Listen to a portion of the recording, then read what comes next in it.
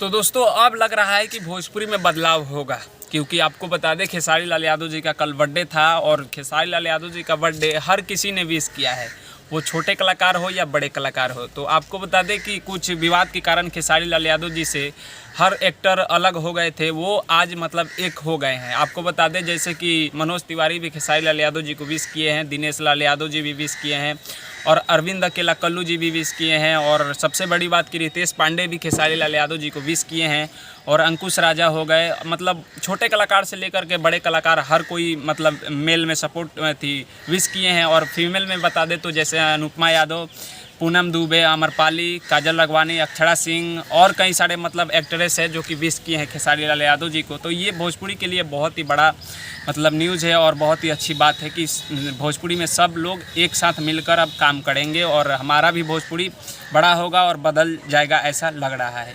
तो आप लोगों को क्या लगता है कि भोजपुरी में सभी को मिलकर काम करना चाहिए और भोजपुरी में एक साथ मिलकर रहना चाहिए? तो आप लोग भी नीचे कमेंट बॉक्स में अपना राय जरूर दीजिएगा। तो ये था एक छोटा सा अपडेट जो आप लोगों को बताना था। तो मैं सूरज पासवान, आप देख रहे थे खेसारी फैन सपोर्ट। मिलते हैं आप सभी से जल्द ही नेक्स्ट वीडियो में, तब तक के लिए जय हिंद, जय भारत।